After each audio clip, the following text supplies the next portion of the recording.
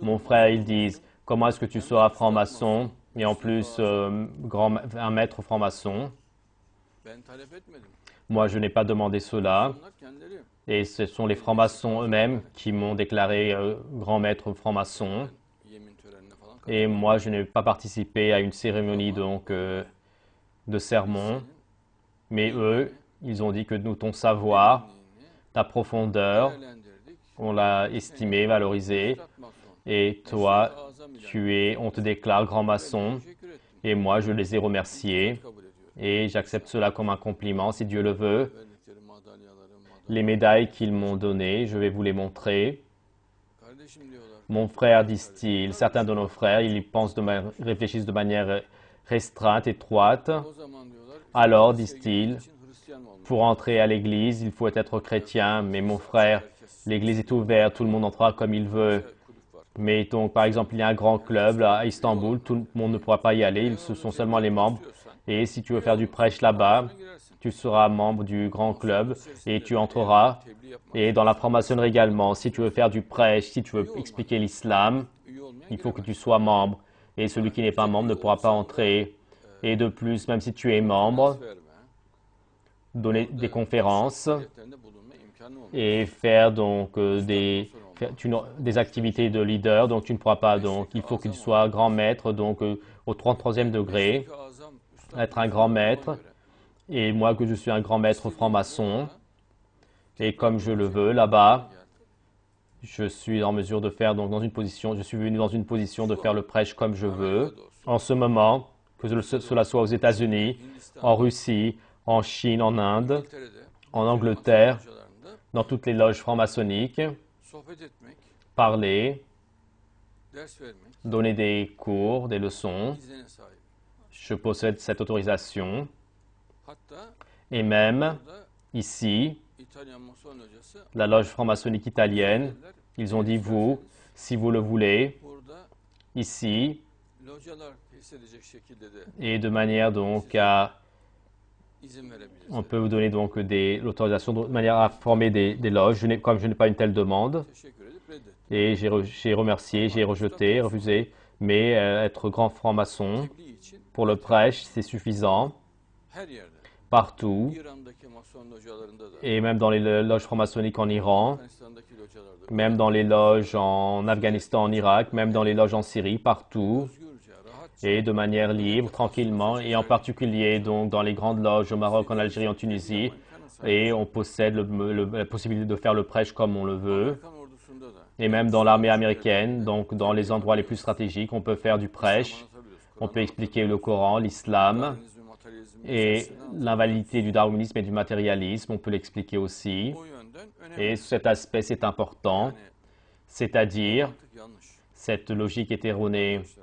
Et ce que dit donc, c'est la logique de ses amis disent, donc est-ce que pour entrer dans l'église, il faut être chrétien? C'est vraiment très illogique, car quand tu es franc-maçon, tu ne changes pas ta croyance. Mais si tu es chrétien, tu changes ta croyance. Là-bas, dans ce club, tu deviens membre. Et quand tu es maître grand franc-maçon, faire le prêche, donner des conférences, là-bas, tout type de travail scientifique, intellectuel, et donc tu possèdes le moyen, donc l'aptitude, la compétence d'être leader, et ceci est un moyen important. Il n'y a pas la peine de faire comme si on ne comprenait pas cela. Et entre les deux, il y a une très grande différence. Mais par exemple, la synagogue, et pour entrer dans la synagogue, et donc on ne peut pas s'approcher avec la mentalité, il faut être moïsien. Tu peux entrer dans la synagogue si tu veux, mais la franc-maçonnerie est un établissement, une grande institution qui dirige le monde. Elle règne partout dans le monde. Et par exemple, la loge franc-maçonnique iranienne est très forte, celle de l'Inde est également très forte, la franc-maçonnerie syrienne est très forte, même en Turquie, la franc-maçonnerie est très forte. Par conséquent, celui qui dit donc une grande structure qui dirige le monde, et le fait de faire pouvoir le prêche à l'intérieur, diffuser l'islam, c'est un sujet vital. Et on va pas en mesure d'attendre le développement de l'athéisme. Bien sûr que là-bas, nous voulons que l'islam soit développé. Nous voulons que le Coran soit compris et que le vrai islam soit compris. Et nous sommes couronnés de réussite, c'est très efficace. Et certes, dans beaucoup de clubs franc-maçonniques et dans beaucoup de revues franc-maçonniques, nous avons eu de très jolies activités qui parlent de l'islam, de l'iman, de la foi, du Coran. Louange à Dieu, louange à Dieu.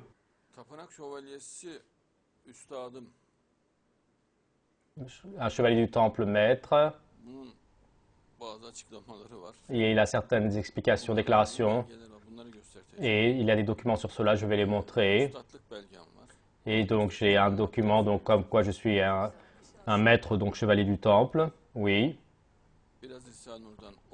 On va lire encore du Lisa Nour. Et ensuite, les diplômes de la franc-maçonnerie, les médailles. Je vais montrer cela.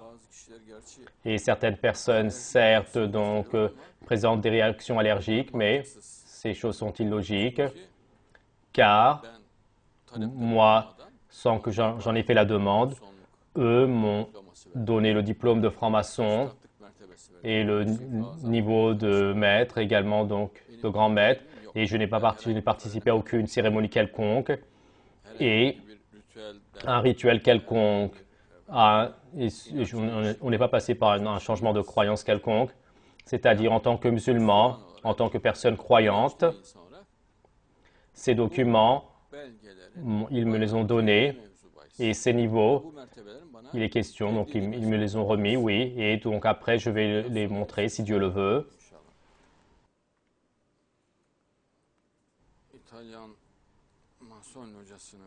Et la loge franc-maçonnique italienne, la médaille qu'elle m'a donnée.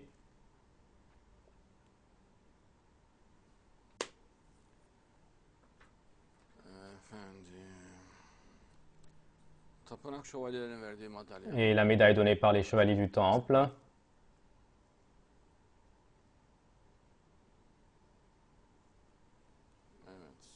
Oui.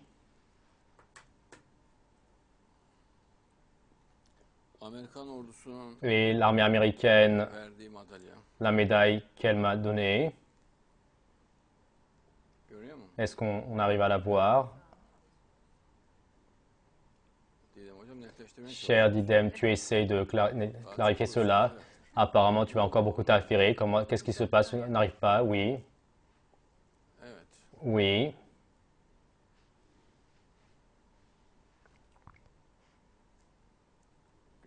Oui, c'est bien. Tu possèdes le savoir et la science, mashallah, et ceci, et l'autre face de la médaille.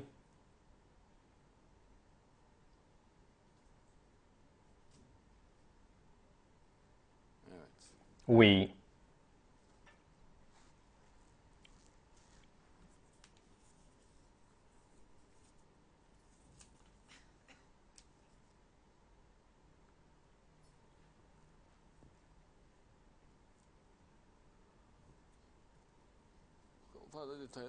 Et n'entrons pas trop dans les détails, ceci est suffisant. Oui, il y a encore d'autres médailles, mais ceci est suffisant. Oui.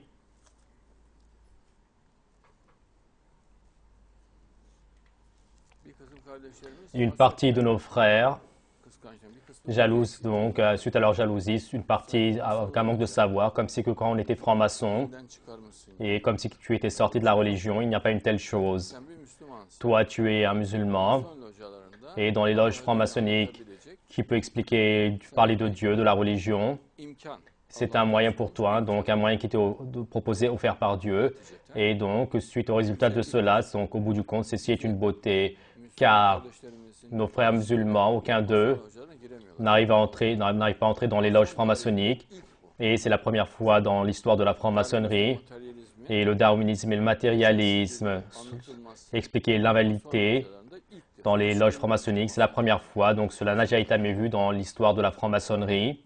Et le fait d'expliquer la première fois, donc ouvertement l'islam dans les loges franc-maçonniques, c'est la première fois. Ceci est également sans précédent. Et le fait que cela soit une chose sans précédent, c'est une merveille et une beauté, oui.